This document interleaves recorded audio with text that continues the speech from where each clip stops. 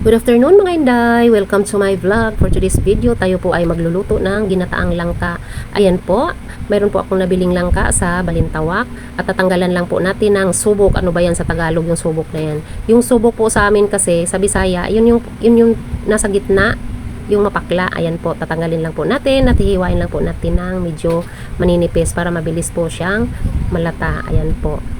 At syempre po, pagka tayo po ay nagluluto, kailangan po mayroon po tayong mga lamas. Maglalagay lang po tayo ng kamatis.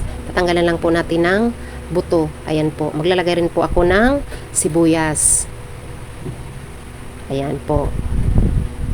At syempre, hindi mawawala sa atin kapag tayo po ay magluluto ng langka ay maglalagay rin po tayo ng luya.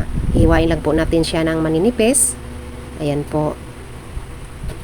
Bale, yan po, naglalagay rin po ako ng siling haba.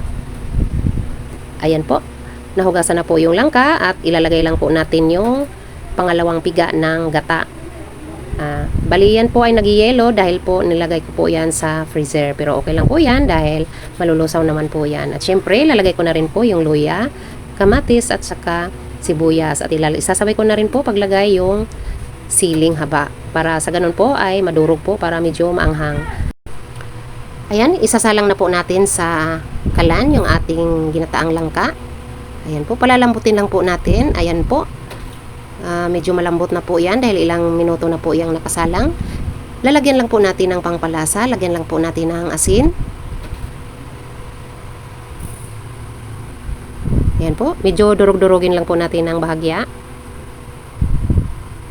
Ayan, medyo lutong-luto na po yung mga lamas, pati yung sili.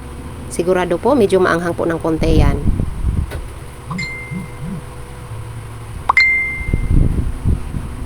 Ayan, konting tiis na lang po at maluluto na po yan. At syempre, ilalagay na po natin yung ating kakang gata o purong gata. Yan po ay napakasarap po niyan kapag ang ginataan mo ay maraming gata. Kasi ang gata po ay nagpapasarap din po yan sa inyong mga niluluto. Ayan po. At maglalagay rin po ako ng isang latang sardinas. Ayan. Nasubukan nyo na ba na maglagay ng sardinas sa inyong ginataang langka? Pero pwede naman po kayong maglagay ng kahit na anong gusto nyong ilagay na sahog. Pwede rin naman po yung baboy, daing.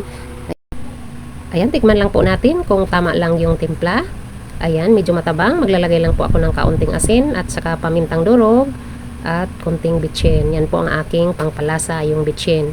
Ako po ay hindi gumagamit ng magic sarap. Malibitsin po yung aking gamit. Ayan, tikman po natin ulit. Ayan, napakasarap na po. Ayan po. Ayan po pala, may natira po ako na hipon. Ayan, sinama ko na rin po yun dyan kasi sayang po naman.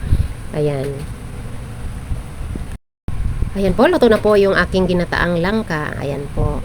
Kung nagustuhan ninyo ang aking video, paki-subscribe lamang po, like and share, at pakipindot na rin po ang notification bell para lagi po kayong updated kapag may bago akong upload na video.